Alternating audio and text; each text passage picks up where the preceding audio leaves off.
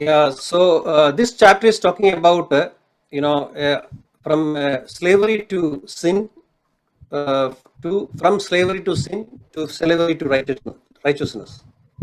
तो यहाँ ये बताया गया है कि हम कैसे पाप के दासत्व से धार्मिकता के दासत्व में प्रवेश कर सकते हैं. So we saw in verse 7 the secret of victory over sin. हमने जो है 7वें अध्याय में देखा कि कैसे हमें पाप. Verse 7. In verse 7 we saw the secret of victory over sin. अच्छा, तो 6वें अध्याय का 7वें वचन में हमने देखा कि कैसे हम पाप के ऊपर विजय पा सकते हैं. That is by death of our old man or our body of sin by faith in Jesus Christ. ये कैसे हमें मिल सकता है, ये है हमारा जो शरीर है वो जब मर जाता है और विश्वास के द्वारा हमें ये जो विजय हमें प्राप्त होता है. Okay, how our old man is dead? Because we were in Christ when he died. और हमारा जो पुराना मनुष्य है जो वो कैसे वो मर गया, क्योंकि वो यीशु मसीह में था जब यीशु क्रूस पर चढ़ाए गए. How we were in Christ? Because according to Ephesians 1:4, we were chosen to be in Christ by God before the beginning of time. और हम कैसे यीशु मसीह में थे वो हम इफिसियों का 1 अध्याय और 4 वचन में देख सकते हैं कि उधर बताया गया है कि हम चुने गए हैं कि हम यीशु मसीह में हो. So our response to all this is, when we look at our body, we should consider it as dead. तो हमारी प्रतिक्रिया जो है इसके प्रति क्या होना चाहिए? हमारा प्रतिक्रिया यही होना चाहिए कि हम पाप के प्रति हम मरे हुए हैं. Because the root of sin is in our body. When our body of sin is dead or our old man is dead, we get victory over sin. और क्योंकि जो जड़ है पाप का वो हमारे शरीर में है, और जब हमारा शरीर मर जाता है तो वो जड़ भी उसके साथ निकल जाता है. So all this looks very funny to intelligent man, but this is a tremendous wisdom of God for those who actually choose to live in this way. ये जो बात है जब हम इसके बारे में सुनते हैं तो हमें मूर्खता के समान लगेगा. जो एक बुद्धिमान व्यक्ति है उसको मूर्खता के समान उसे महसूस होगा. So we'll continue from where we left. We'll go to chapter 6, 15th verse, which says that, what then? Shall we sin because we are not under the law but under grace? और Romeo 6वां अध्याय और उसका 15वें वचन से हम पढ़ेंगे. तो क्या हुआ, क्या हम इसीलिए पाप करें कि हम व्यवस्था के अधीन नहीं वरन अनुग्रह के अधीन है? कदापि नहीं.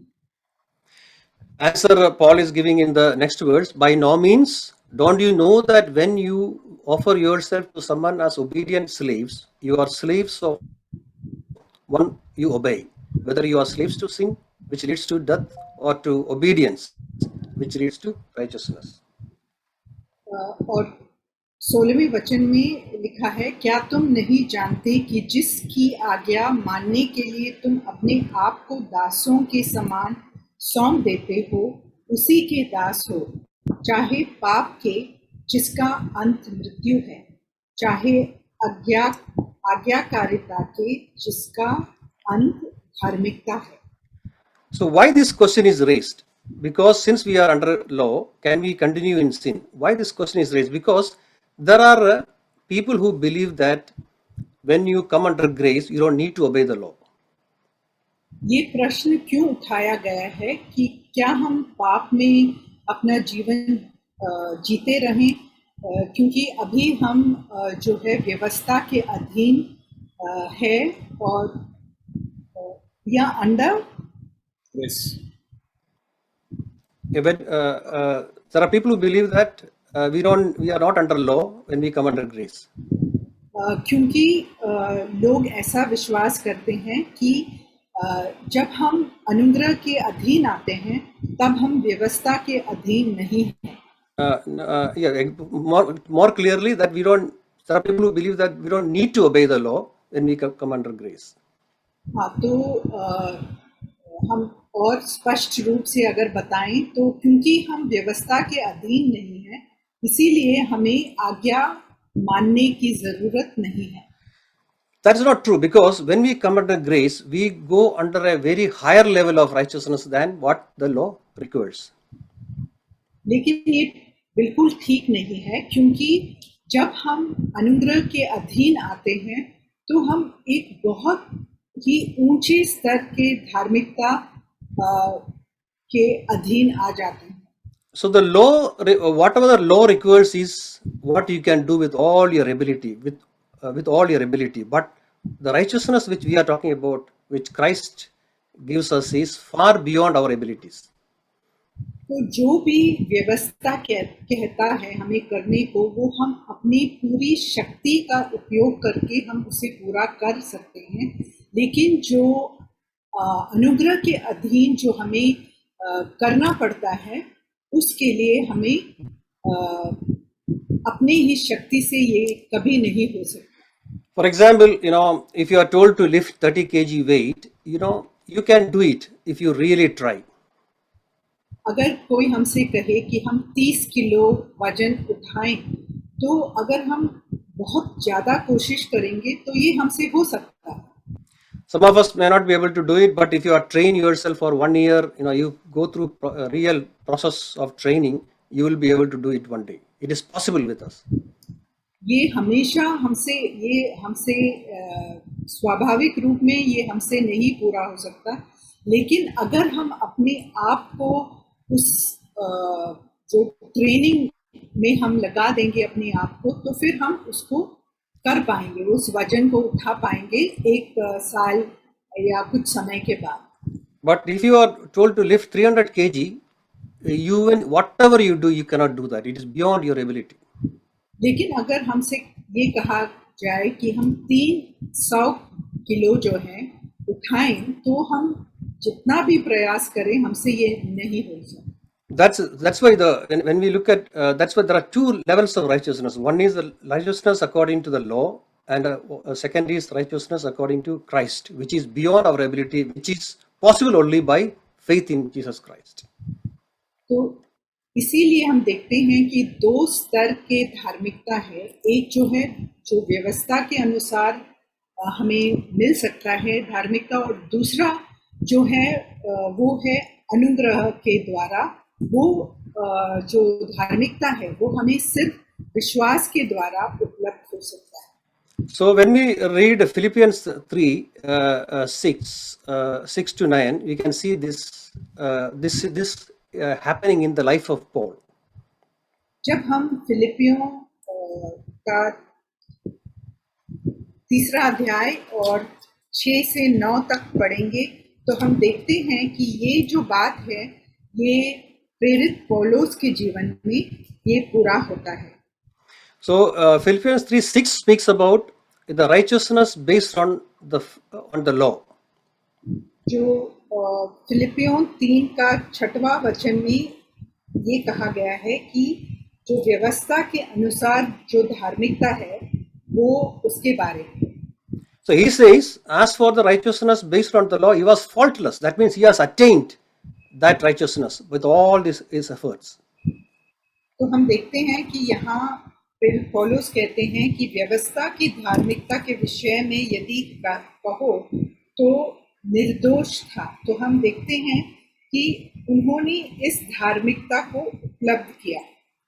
So 9th verse speaks about the righteousness which is by faith in Christ, which it says that, but that which is through faith in Christ, the righteousness that comes from God on the basis of faith. He speaks about another righteousness which he is trying to attain. He is passionately trying to attain, which is righteousness which comes from faith in Christ. और हम 9वें वचन का दूसरे भाग में देखते हैं कि यहाँ जो है प्रेरित पौलुस जो है एक ऐसी धार्मिकता के बारे में बात कर रहे हैं जहाँ कहा गया है कि उस धार्मिकता के साथ जो मसीह पर विश्वास करने के कारण है और परमेश्वर की ओर से विश्वास करने पर मिलती है। तो ये जो धार्मिकता है विश्वास से प्राप्त होता है। So when you read from third verse onwards in Philippians 3, we will see that what are the efforts which Paul has put in to attain the righteousness which comes from the law. तो हम तीसरे अध्याय के तीसरे वचन में देखते हैं कि प्रेरित पौलुस ने क्या क्या किया इस जो धार्मिकता है जो व्यवस्था के अनुसार उपलब्ध होता है उसे पाने के लिए। It is like that, a man who cannot lift 30 kg is trying putting him into a training which will help him to lift 30 kg, which is possible with him. तो ये वही बात है जैसे एक व्यक्ति जो 30 किलो उठाना चाहता है उसके लिए वो अपने आप को ऐसा वो शिक्षण देता है या ट्रेनिंग देता है कि वो कुछ समय के बाद वो उसे उठा पाए।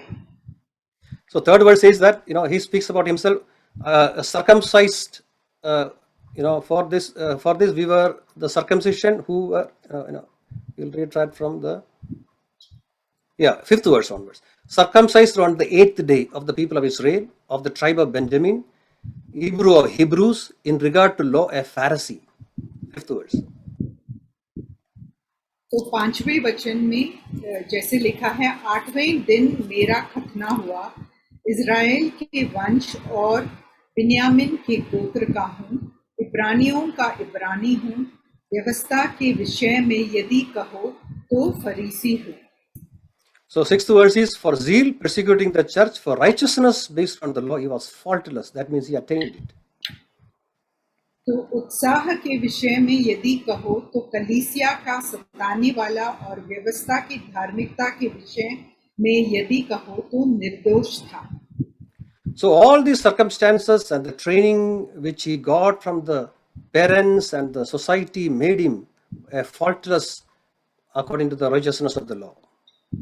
तो ये जो भी उन्हें जो अपने माता पिता से या समाज से जो भी उन्हें वो जो शिक्षण मिला उसके कारण वो इस स्तर तक वो आ पाया। So seventh verse onwards we'll see what happens to him when he saw the other righteousness. He considering all these things are nothing. Seventh verse onwards, but whatever were gained to me, I now consider as loss for the sake of Christ. लेकिन हम 7वें वचन में देखते हैं कि प्रेरित पौलुस कहते हैं कि जब उन्हें जो वो दूसरी धार्मिकता जो विश्वास से आती है वो दिखाई दिया तो उन्हें जो पहले धार्मिकता है वो कैसे लगा। So all the trainings, all the trainings, all the circumstances, all the things which he had, he considered as of no use for attaining the righteousness of Christ. तो जो भी उन्हें जो शिक्षण मिला जो परिस्थितियों का सामना करना पड़ा ये सब जो है उन्हें जैसे 7वें वचन में लिखा है, परंतु जो जो बातें मेरे लाभ की थी उन्हीं को मैंने मसीह के कारण हानि समझ लिया है। 8th verse, what is more, I consider everything lost because of the surpassing worth of knowing Christ, my Lord, for whose sake I have lost all things. I consider them as garbage, for I may gain Christ. तो 8वें वचन में कहा है, वरन मैं अपने प्रभु मसीह यीशु की पहचान की उत्तमता के कारण सब बातों को हानि समझता हूँ, जिसके कारण मैंने सब वस्तुओं की हानि उठाई और उन्हें कूड़ा समझता हूँ, जिससे मैं मसीह को प्राप्त करूँ। 9th verse, and be found in him, not having righteousness of my own, which comes from law, but that which is through faith in Christ, the righteousness that comes from God on the basis of faith. और 9वां वचन, और उसमें पाया जाऊं ना कि अपनी उस धार्मिकता के साथ जो व्यवस्था से है, वरन उस धार्मिकता के साथ जो मसीह पर विश्वास करने के कारण है और परमेश्वर की ओर से विश्वास करने पर मिलती है। So it's amazing the journey of Paul from all the efforts, putting with a great zeal to achieve that righteousness of of the law, but the moment he saw the other righteousness, he left all these things are garbage and trying to attain the righteousness of Christ. तो ये बहुत ही अद्भुत बात है जो हम देखते हैं, जो पौलुस के जीवन में हुआ कि जब उन्होंने ये धार्मिकता जो विश्वास से मिलती है उसके बारे में उन्हें जो प्रकाशन मिला, तो जो कितना वो प्रयास करते हैं कि विश्वास के अनुसार जो धार्मिकता है उसे प्राप्त करने के लिए. So grace is for those who want to move from the righteousness of the law to the righteousness of Christ. You don't need grace when you are under the law, when you are attaining to reach the righteousness of law. But grace is for those who really want to become Christ every day in their life. तो जो अनुग्रह है वो सिर्फ उन लोगों के लिए उपलब्ध है जो व्यवस्था के अनुसार जो धार्मिकता है उसको पाने के लिए नहीं, लेकिन जो विश्वास के द्वारा जो धार्मिकता पाना चाहते हैं उनके लिए है जो अनुग्रह उपलब्ध होता है. But if you backslide and come down from grace, the law will catch up with you, and law will catch you and punish you. So the law is not removed, but we are gone beyond the law into another higher level of righteousness.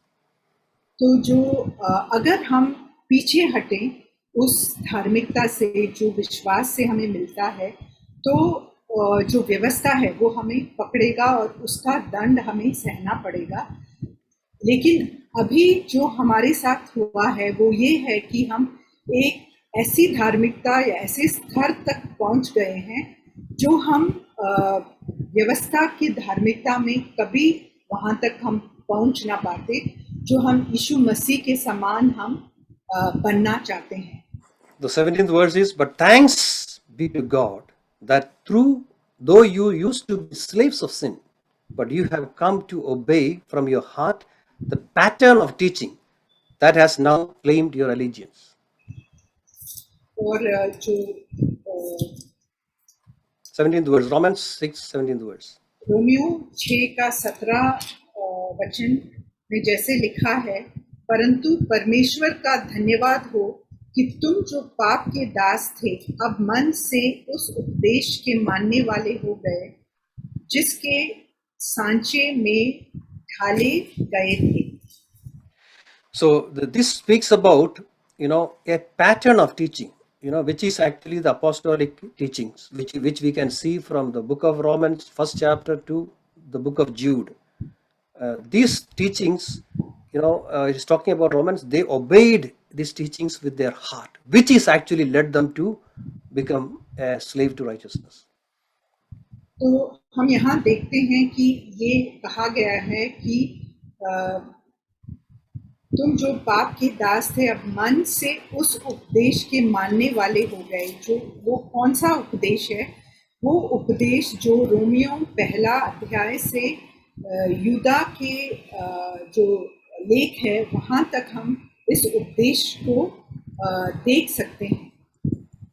So this speaks about how important for us to learn, study, and meditate on this and understand it and make it a part of your life, which is the foundation of our victory over sin and a life in sanctification and in the process of sanctification. ये जो सच्चाई है ये हमारे जो जीवन का ऐसा एक नींव है जो बहुत ही महत्वपूर्ण है, जिस पर हम अपने आप को पवित्रता में हम आगे बढ़ा सकते हैं. So that don't forget the word which says that obey from your heart, which is the key. तो हम इस बात को ना भूले जो यहाँ कहा गया है कि अब अपने मन से, पूरे मन से. So 18th verse, you have been set free from sin and have become slaves to righteousness. Amen. और पाप से छुड़ाए जाकर धर्म के दास हो गए. So this is what we said, when we understand all this, this becomes a part of your life, you are set free from the slavery of sin to become a slave to righteousness. तो यही होता है जब हम ऐसे विश्वास करते हैं तो हम पाप से छुड़ाए जाते हैं और हम धर्म के जो है दास बन जाते हैं. A slave cannot do anything other than what the master tells. जो दास है वो ऐसे और कोई बात नहीं कर सकता जो अपना स्वामी उसे नहीं कहता है. If you are a slave to Jesus Christ or righteousness, you cannot do anything other than righteousness. अगर आप पूरे दिल से जो है यीशु मसीह के दास हैं तो आप ऐसे और कोई बात नहीं कर पाएंगे. This is the secret of victory over sin. Can we believe this? क्या हम इस पर विश्वास कर सकते हैं? क्योंकि ये ही है जो वो रहस्य है पाप के ऊपर जय पाने के लिए. So as we said, none of our training, none of our background, none of our upbringing can help us. It is only by faith in what Christ did for us we can become slaves to righteousness.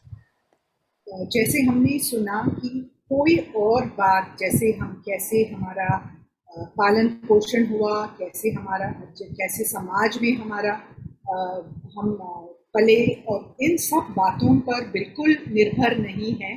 अगर हम जो है पूरी तरह धार्मिकता का दास बनना चाहते हैं तो सिर्फ इसी रास्ते से हम जो है धार्मिकता का दास बन सकते हैं. So 19th verse is Paul is trying to put everything a little more simply. He says, I am using an example from everyday life to make it a little more simple. Because of your human limitation, just as you used to offer yourself as slaves to impurity and to ever increasing wickedness, now offer yourself as slave to righteousness leading to holiness. तो 19वें वचन में कहा गया है, मैं तुम्हारी शारीरिक दुर्बलता के कारण मनुष्यों की रीति पर कहता हूँ, जैसे तुमने अपने अंगों को कुकर्म के लिए अशुद्धता और कुकर्म के दास करके सौंपा था, वैसे ही अब अपने अंगों को पवित्रता के लिए धर्म के दास करके सौंप दो. So Paul is telling, once you offered your body, your members of your body to your old master who was sin, the same way now offer your members of your body, your life, to the new master of righteousness for obedience. तो प्रेरित पौलुस यहाँ ये कह रहे हैं, जैसे तुमने अपने अंगों को जो है तुम्हारे पुराने स्वामी के अधीन उसके जो आज्ञा को मानने के लिए तुमने सौंप दिया था, वैसे ही अभी तुम अपने जो नया जो स्वामी है उसके अधीन में तुम अपने अंगों को समर्पित कर दो. So why is Paul telling us this? Because we can do it. Earlier we could not do it because we were slaves to sin. But today we are not slaves to sin. We are slaves to righteousness. So we can obey righteousness and every doctrine of righteousness which Bible teaches us.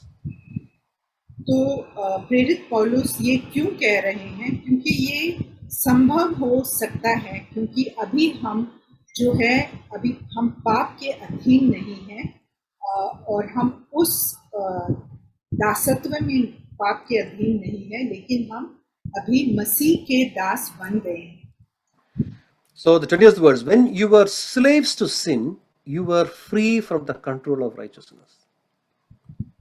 20वां वचन, जब तुम पाप के दास थे तो धर्म की ओर से स्वतंत्र थे. So that same thing again, when we were slave to sin, you are not under righteousness and you could not do righteousness. तो जैसे जब हम पाप के अधीन थे तो हम धार्मिकता के पीछे हम चल नहीं पाते थे, तो वैसे ही अभी जो हम धर्म की ओर से अभी हम स्वतंत्र हैं. So now Paul is telling, what benefit did you reap at that time? What benefit did you reap at that time from the things you were now ashamed of? Those things result in death.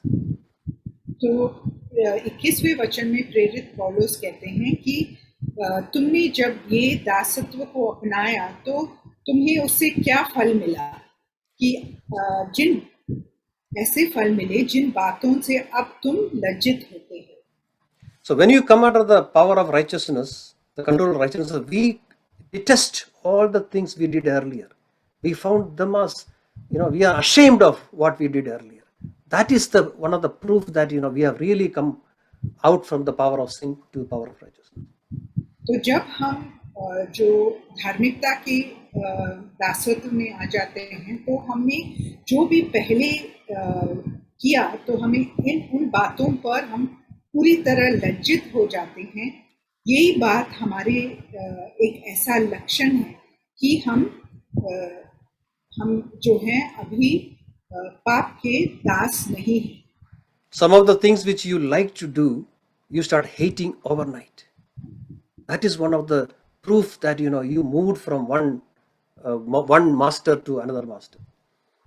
जो पहले तुम करने में बहुत रुचि लेते थे उन बातों पर अभी तुम लज्जित हो जाते हो, तो यही दिखाता है कि अभी तुम्हारा जो स्वामी है वो बदल गया है, पाप से यीशु के अधीन आ गए हैं। You used to like dirty movies, or you like to indulge in sin, but now you hate it. You cannot do that because that part of your nature which you loved, that is gone. It is dead. पहले जो हम अश्लील जो है cinema है ऐसे बात हम देखना चाहते थे, लेकिन अभी वो उससे हम लज्जित होते हैं, हम उससे घृणा करने लगते हैं। तो यही एक लक्षण है कि हमारा जो स्वामी है वो बदल गया है। 22nd verse. Now that you have been set free from sin, have become slaves of God, benefit you reap leads to holiness and result is eternal life. 22वां वचन, परंतु आप पाप से स्वतंत्र होकर परमेश्वर के दास बनकर तुमको फल मिला जिसमें पवित्रता प्राप्त होती है और उसका अनंत जीवन है। Brothers and sisters, this is very important. What is the result of all this process which we are talking about? This is a result is holiness and eternal life. जो इन सब जो बातों का परिणाम क्या है वो यह है कि हमें जो है पाप के दासत्व से हमें छुटकारा मिलता है। And eternal life is not eternal in terms of length, but in terms of quality. This is what Brother Zach says many times in his messages.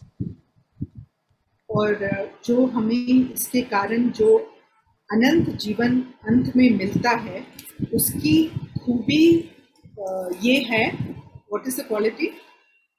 Eternal life is not in terms of the length of life, but it is in terms of quality of life.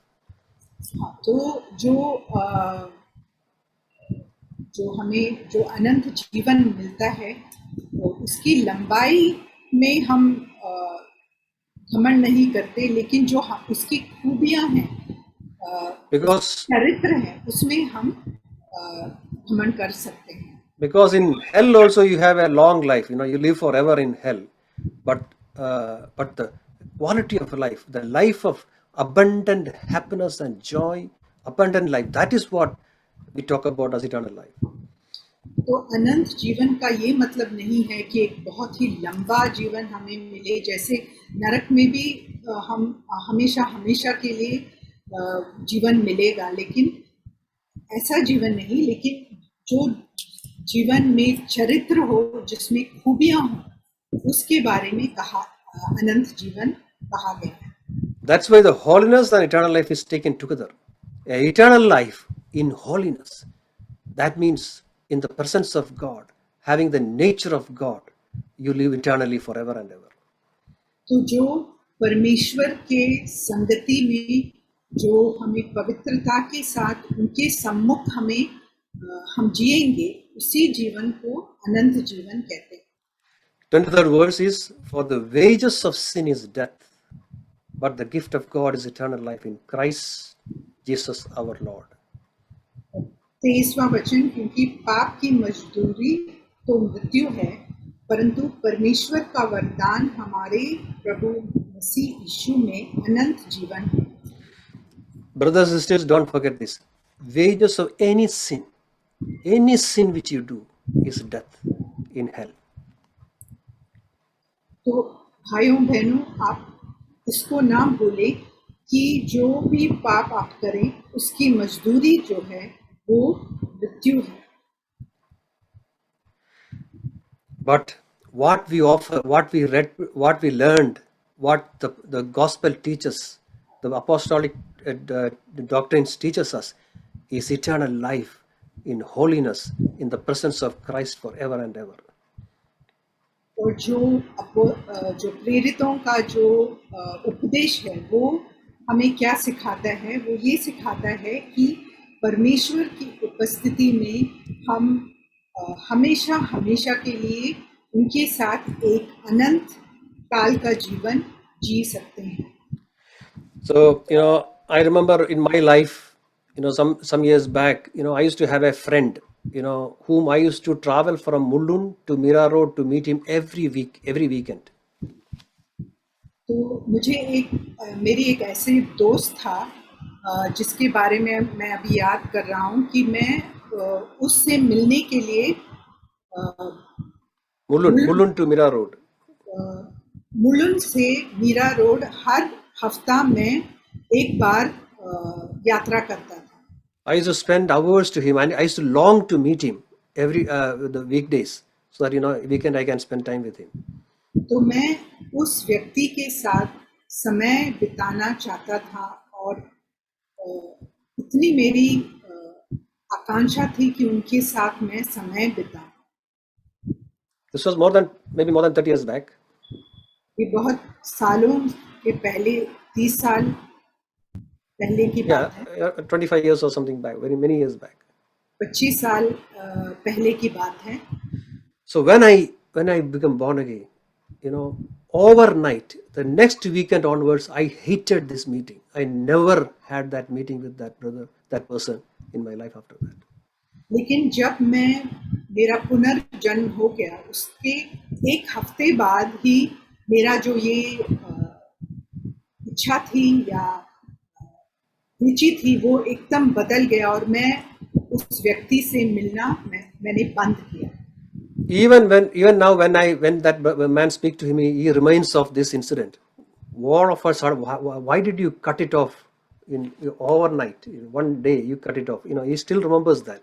But even I am wondering, how did that hatred came in my life overnight? तो अब भी जब वो व्यक्ति के साथ मैं बात करता हूँ तो वो मुझे याद दिलाता है कि कैसे कुछ ही समय में जो हमारी जो ये दोस्ती थी वो खत्म हो गई। So that is how Christ can cut you off from each and every sin in your life.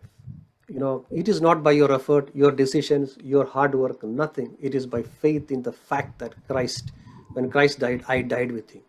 And that when that body of sin is gone, I hate sin with my whole being.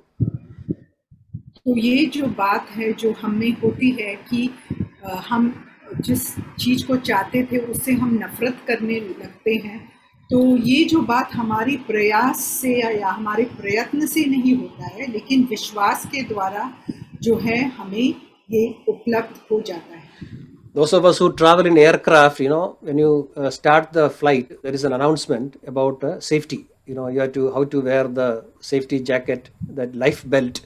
If you happen to be in the water, how to inflate that. All those, instructions are given in the beginning of the flight. तो जिन्होंने भी हवाई जहाज में यात्रा किया है वो जानते हैं कि सुरक्षा के लिए जो है शुरू में वो ऐसा अनाउंस करते हैं कि कैसे हमें जो है सुरक्षा का जो कवच है उसे बांधना चाहिए और अगर पानी में वो जहाज गिर जाता है तो क्या क्या करना चाहिए, इसके बारे में हमें निर्देश दिया जाता है। None of us listen to that. Most of us will be doing something else. Nobody pays attention to those instructions. तो जब भी ये कहा जाता है हम में से कोई भी उस पर ध्यान नहीं देता है, हम और कुछ करते रहते हैं।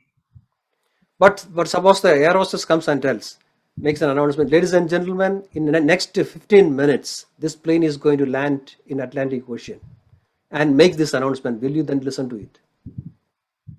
तो लेकिन अगर जो एयर हॉस्टेस है वो आके कहे कि अभी 15 मिनट में जो है हवाई जहाज जो अटलांटिक समुंदर है उसमें उतरने वाला है, तो हम उस पर ध्यान देंगे।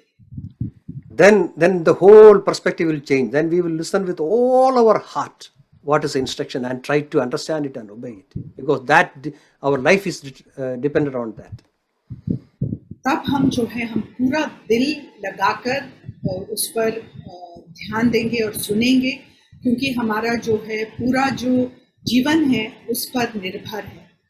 So the gospel is like that. Gospel is like that because there is going to be a judgment one day between life and death. If you are sure about it, we will put all our heart, as we read, we will obey and listen and obey the apostolic teachings with our heart, so that we will be freed from that eternal hell. तो जो शुभ संदेश हमें मिलता है वो ऐसा है कि अगर हम उस पर पूरी तरह विश्वास करेंगे, तो जो भी कहा गया है वचन में उस पर हम पूरी तरह दिल लगाकर हम उसे मानेंगे, क्योंकि हमारा जीवन उस पर निर्भर है। Amen.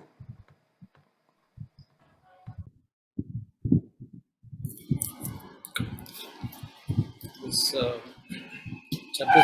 chapter 6, verse 13, 16 and 19. In chapter 6, verse 13, 16 and 19 speaks about presenting ourselves. हम जो है रोमियो 6वां अध्याय का 13, 19 और 16 and 19. 13, 16 और 19वां जो वचन है उसमें कहा गया है कि हम अपने आप को जो है ऐसे प्रदर्शित करें। So here it speaks about presenting our members, and there is where the key is, whether we're presenting our members for sin or for holiness. तो यहाँ ये कहा गया है कि हम अपने जो अंग है उसे किस तरह हम सौंपते हैं, अधर्म के लिए या धार्मिकता के लिए। So 16 says, when you present yourselves as someone for slaves for obedience, you are slaves to the one which you obey, either of sin resulting in death or of obedience resulting in righteousness. 16वें वचन में कहा है, क्या तुम नहीं जानते कि जिसकी आज्ञा मानने के लिए तुम अपने आप को दासों के समान सौंप देते हो, उसी के दास हो, चाहे पाप के जिसका अंत मृत्यु है, चाहे आज्ञाकारिता के जिसका अंत धार्मिकता है। And the members of our body are the members. It can be our mouth, it can be our eyes, it can be our ears, our hands. All those are the members of our body. यहाँ जो अंगों के बारे में कहा गया है, ये कोई भी अंग हो सकता है, जैसे हमारा मुंह हो या हमारा कान हो या हमारा हाथ हो, कोई भी अंग हो सकता है। So it can either be instruments of unrighteousness or instruments of righteousness. और इसे हम जो है धार्मिकता का के लिए उपयोग कर सकते हैं या अधार्मिकता या पाप के लिए हम इसको प्रयोग में ला सकते हैं। So that is what happens when we were slaves to sin. It used to be used as instruments of unrighteousness, but when we came to Christ, we became slaves of God. So it will become instruments of righteousness. तो अगर हम अपने जो शरीर के अंग है उसको आज्ञाकारिता के लिए हम सौंपते हैं, तो हम धार्मिकता के लिए हम उसको सौंप देते हैं। Yeah, so it can become instruments of unrighteousness, or it can when we were slaves of sin, and when we are slaves of God, we can become slaves of righteousness, instruments of righteousness. तो अगर हम अपने अंग को अधर्म के लिए प्रयोग करेंगे, तो वो एक हथियार बन जाता है पाप के लिए, और जब हम धार्मिकता के लिए सौंपते हैं तो वो धर्म के लिए एक हथियार हो जाता है। So now here in verse 19, the Apostle Paul is imploring, I'm speaking in human terms because of the weakness of our flesh. Okay, though we are slaves of God, though we are slaves of righteousness, but there is a flesh within us, which there is a weakness.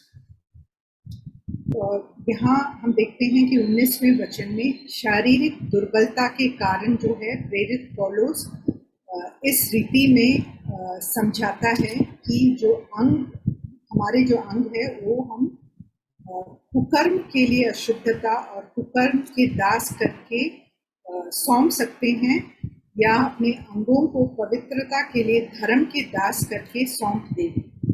So it says, for just as you presented your members as slaves of impurity, that means in the past we have presented our members as slaves to impurity. What happens is, it doesn't end there. It just goes to further lawlessness. It goes to further lawlessness.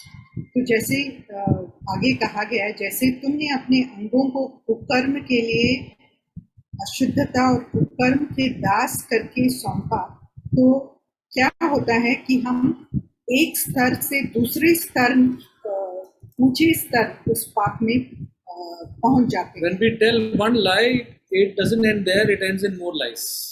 जब हम एक झूठ बोलते हैं तो उसी में सीमित नहीं रहता है, वो बढ़कर जो है एक और बहुत ही बड़ा झूठ में अंत हो सकता है. When we speak ill of others, it doesn't end there, but it keeps on going worse to worse.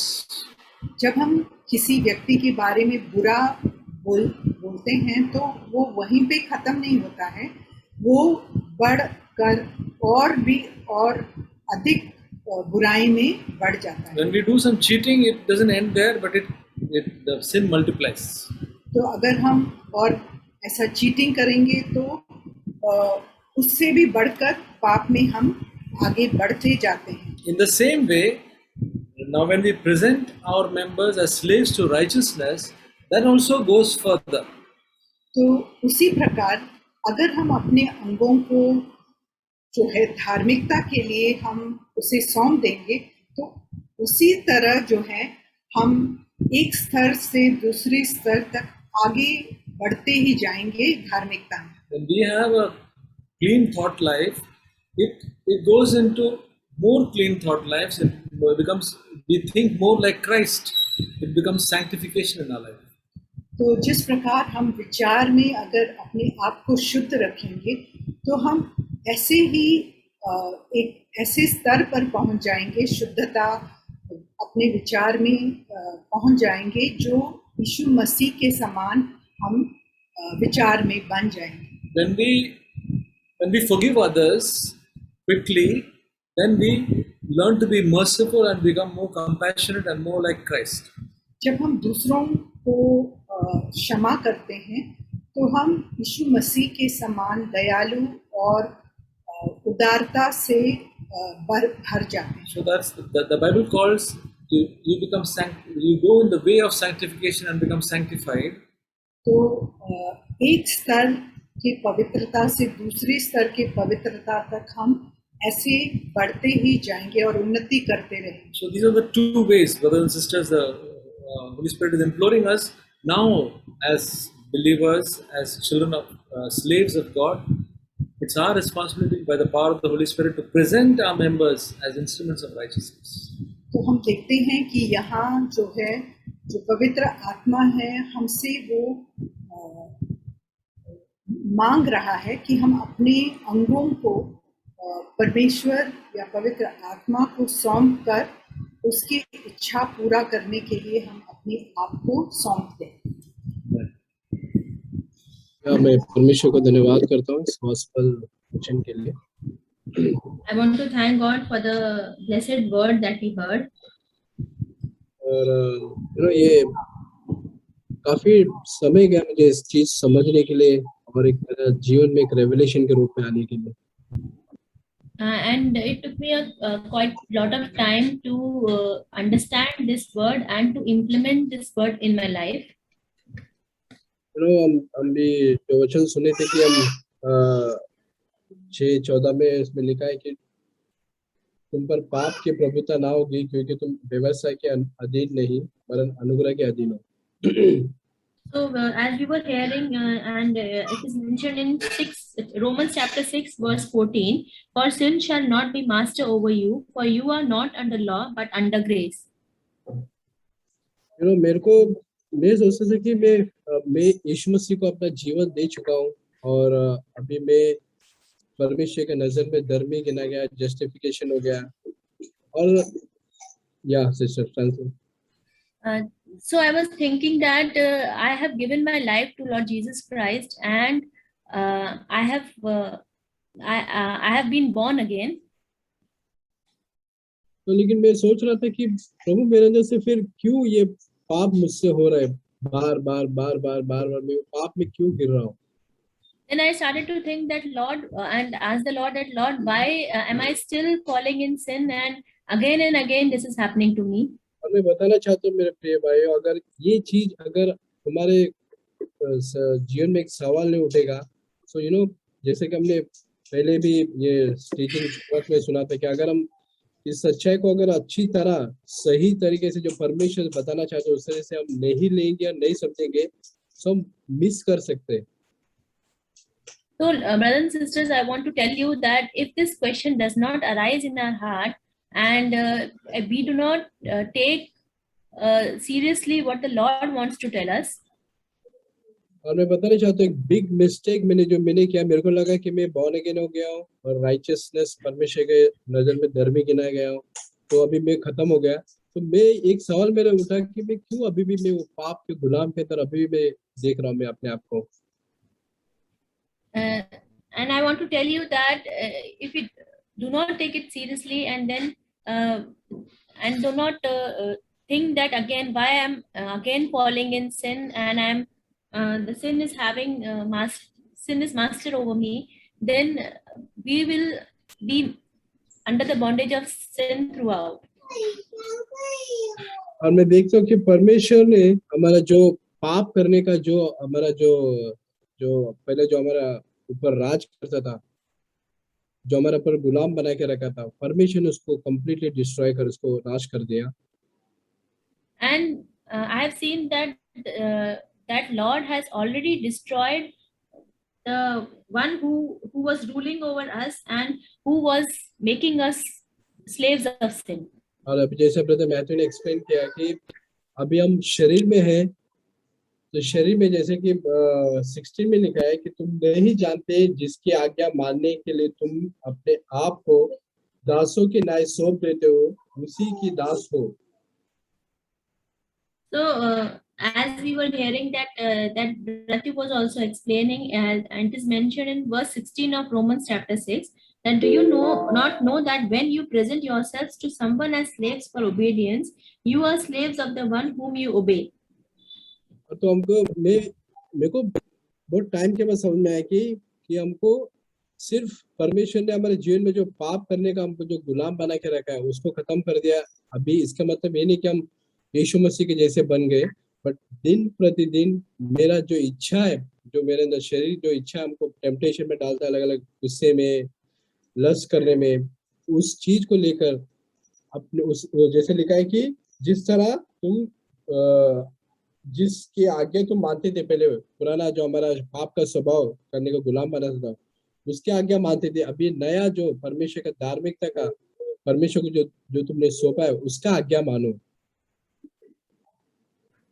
So it is not that once for all that when I accept the Lord and I'm born again, that I will become master over sin. It is not like that, but it is like through day by day of my living and through dying to self that I will achieve that, as it is mentioned that when I obey whatever I obey, I will become slave to that. यीशु मसीह ने कहा कि यीशु मसीह ने John 8 में लिखा है अगर तुम जब पाप करते हो तुम पाप के गुलाम हो। Jesus has said in John chapter 8 that if you are sinning, then you are a slave of sin. तो एक गैलेशियंस चैप्टर 6 में लिखा है 7 में, धोखा ना खाओ, परमेश्वर टट्टे में नहीं उड़ाया जा सकता, क्योंकि मनुष्य जो कुछ बोता है वही काटेगा। It is mentioned in Galatians chapter 6 verse 7, brother. 7. It is mentioned in Galatians chapter 6 verse 7 that do not be deceived, that Do Do not not be be deceived. God is not mocked, for whatever a man sows, that he will also reap.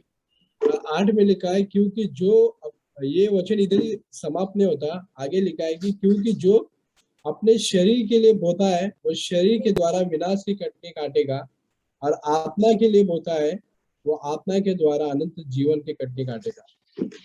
And further, it is mentioned in verse 8, it does not end in verse 7. It is mentioned that, for the one sows to his own flesh shall from the flesh reap corruption, but the one who sows to the Spirit shall from the Spirit reap eternal life. मैं रोज tempt हो सकता हूँ कि प्रभु मैं आत्मा में बो सकूं या तो शरीर में, मतलब ये हमारा चॉइस है कि मैं आत्मा में बो या शरीर में बो. So I may be tempted daily whether to sow in my flesh.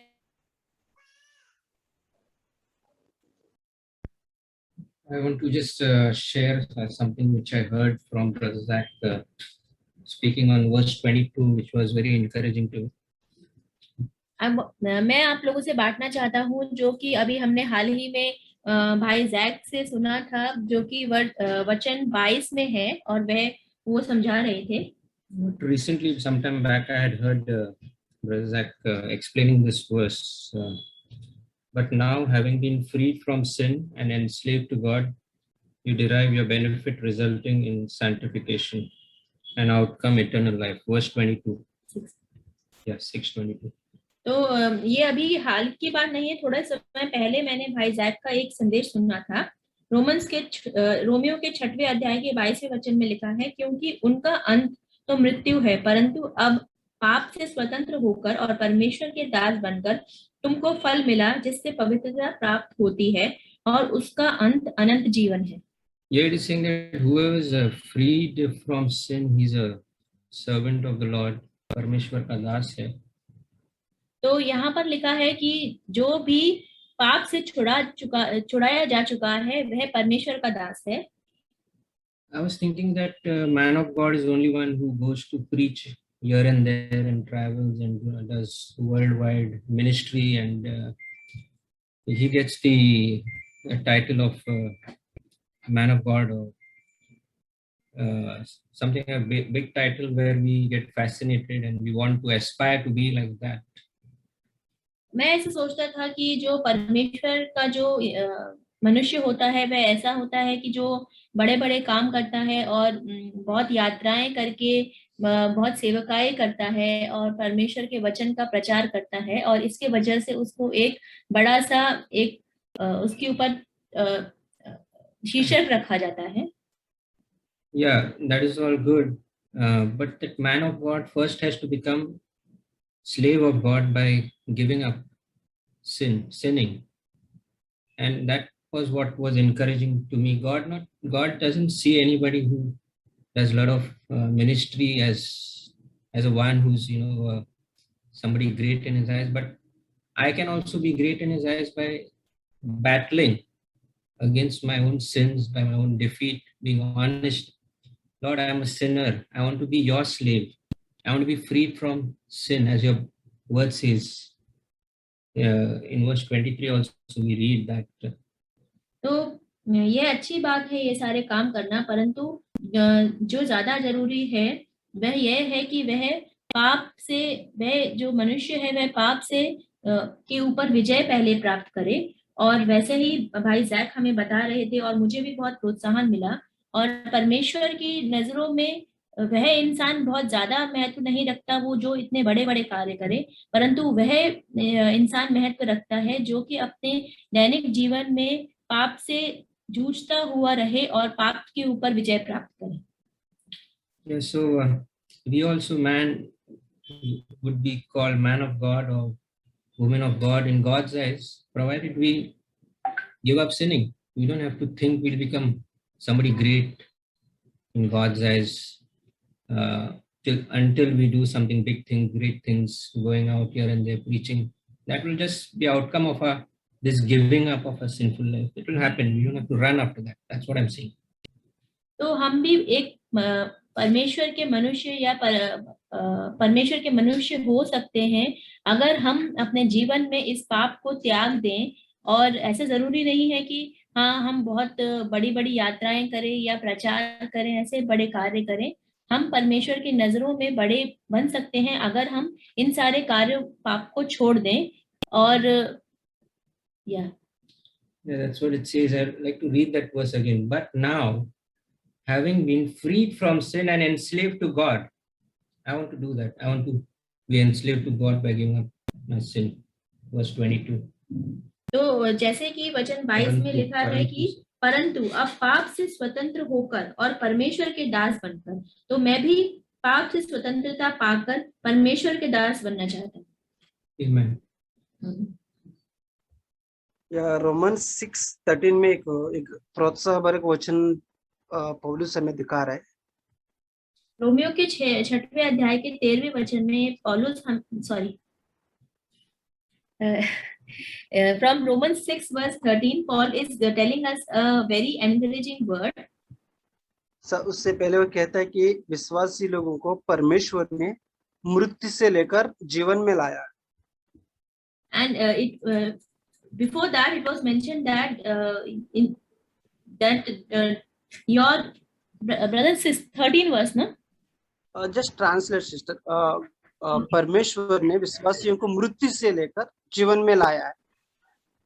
So God has brought all the believers from a life of death to a life of life to life. John 5:24 में लिखा है कि जो कोई मेरे बात सुनकर जो मैं कहा हुआ जो करता है वो मृत्यु से, एक बार पढ़ेंगे John 5:24। So we see in John chapter 5 verse 24, truly, truly I say to you, he who hears my word and believes him who sent me has eternal life and does not come into judgment, but has passed out of death into life. यहाँ पर लिखा है कि वो दंड की आज्ञा में नहीं, लेकिन वो मृत्यु से पाकर जीवन में प्रवेश कर चुका है। ये विश्वासियों के बारे में बात कर।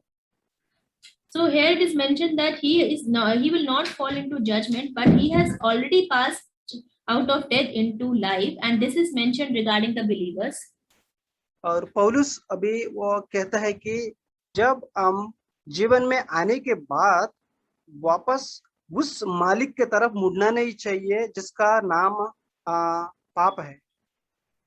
And Paul is explaining further that when we have already come to life, then we should not turn towards the master whose name is sin. इसलिए 6:13 में लिखा है कि अपने हाथों को, अपने पैरों को, अपने शरीर की अंगों को ऐसा मालिक के हाथों में समर्पण करो, ना कि पाप की मालिक को। And it is mentioned in Romans 6 verse 13 that you should entrust your parts of the body like hands and legs to the master who is God, but not to sin. या ये वचन प्रोत्साहन करते हैं कि अभी हमारे लिए एक मालिक, नया एक मालिक है जो है परमेश्वर यीशु। This verse is encouraging us that we have a new master and that master is our God.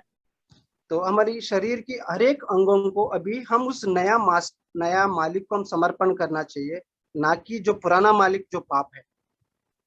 So we should commit all the parts of our body to the new master who is God, but not to the old master who is sin. या हर एक विश्वासी ये बात को जानना चाहिए कि अभी परमेश्वर ने मुझे मृत्यु से लेकर जीवन में लाया है, अभी मेरी अंगों को नया मास्टर को समर्पण करना चाहिए। जब ये बात नहीं जानेंगे, पाप वापस आपके ऊपर राज कर सकता है। So all believers must understand this fact and implement this fact that we should now entrust the parts of our body to the new master who is our God and not to sin, and then only we will be overcomers. या 6:14 में एक अच्छा एक promise लिखा है, आप सभी ध्यान से पढ़ेंगे, बहुत अच्छा प्रॉमिस है परमेश्वर की। And it is in chapter 6 verse 14 a very wonderful promise is mentioned, and this is a very good promise for all the believers. जो पाप से जीवन में आने के बावजूद भी अभी भी पाप से पीड़ित है, उन लोग के लिए ये एक अच्छा एक वायदा है। So for the people who have already come from sin towards and are children of God, but still they are struggling in sin. For all those people, this is a very great promise. और ये जो वायदा है मेरे लिए मेरे जीवन में बहुत बहुत मुझे मदद किया। And this promise has really helped me a lot in my life. Praise God. Praise God. Just a little bit clarification. I don't know. See, when we think about the man of God, okay, or a woman of God, sometimes we wish each other that you become a man of God or a woman of God. So, what is the picture that we get about a man of God or a woman of God? Anybody want to say? जब हम किसी व्यक्ति के बारे में ये कहते हैं कि ये जो है एक परमेश्वर का दास है या परमेश्वर की दासी है, तो इसका अर्थ क्या हो? Anybody wants to just venture to say what it is? Because we say about man of God, that we wish that that person become a man of God or a woman of God. So, what is the picture that we get? तो जब हम ये कहते हैं किसी को, हम ऐसे शुभकामना देते हैं कि आप परमेश्वर के दास के समान बन जाए या परमेश्वर के दासी के समान बन जाए, तो हमारे जो दिल में उसके बारे में क्या चित्रण है? Yeah, someone can answer.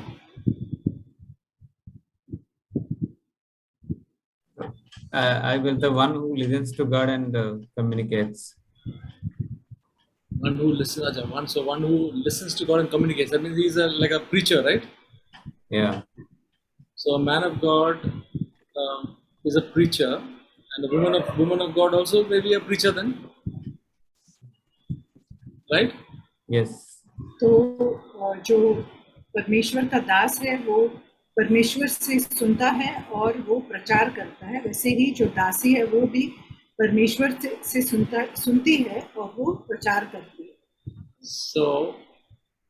So in that sense, how many of us are man of God and woman of God? तो अगर इस रीति में देखें तो हम में से कितने हैं जो परमेश्वर के दास हैं या दासी हैं? So I think everyone. Who that? Who said? So no, these are all the. We have to see what the Bible says, because we say, "Here comes a man of God," and you think some great person is coming, or we may say, Zach is a man of God. He's a man of God, definitely. But what does the Bible actually talk about being a man of God? तो जब हम किसी के बारे में ऐसा सुनते हैं कि वो परमेश्वर के दास आए हैं, तो हम उसके बारे में कुछ बड़ा चढ़ाकर सोचते हैं, या हम जो है वचन के अनुसार जो कहा गया है ऐसा हम सोचते हैं। Okay, we'll read 1 Timothy chapter 6 verse 10 and 11. हम पहला तिमोथी 6वां अध्याय और उसका 11 और 1 Timothy chapter 6 verse 10 and 11. 10 और 11।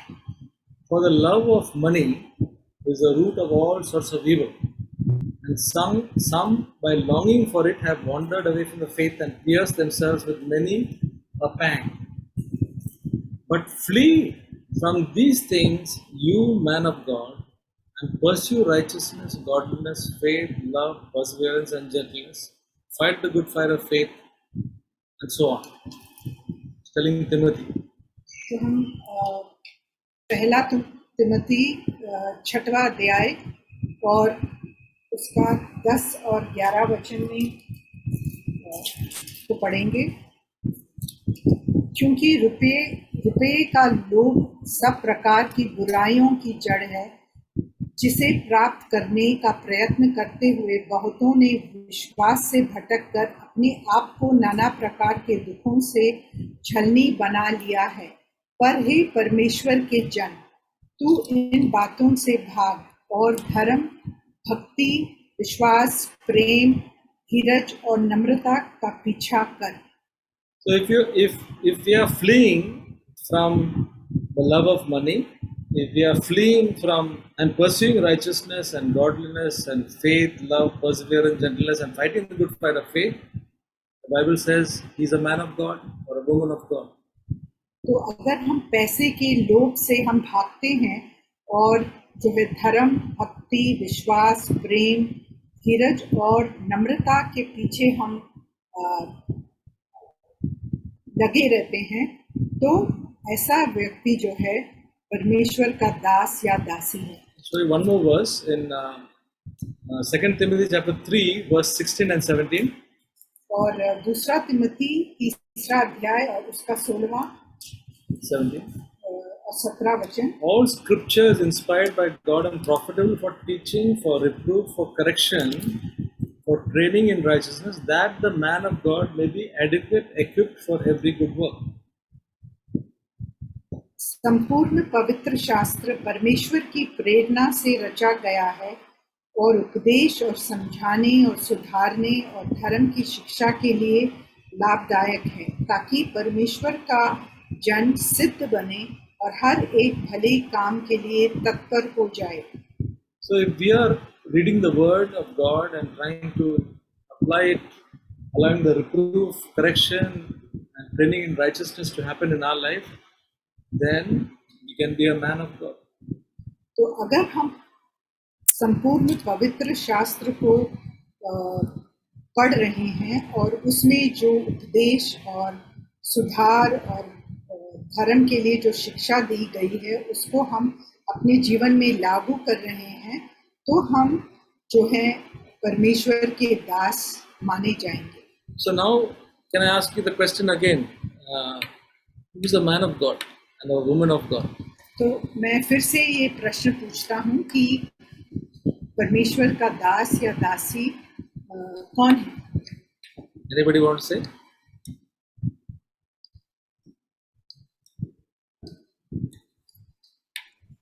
To free from the love of money. Huh? Okay. Yeah. But are we men and women of God? That the word of God says we are all men and women of God. We should not put this pedestal, man of God, prophet of God, and all those things. Those are all. I would rather say I want to be a disciple of Christ, and the disciple of Christ is a man of God. This is just to clarify. तो स्पष्ट करने के लिए मैंने ये कहा कि हमें किसी को भी ऐसा एक परमेश्वर का दास या प्रवक्ता करके ऊंचा पद नहीं देना चाहिए. हम सब जो हैं परमेश्वर के दास और दासी हैं और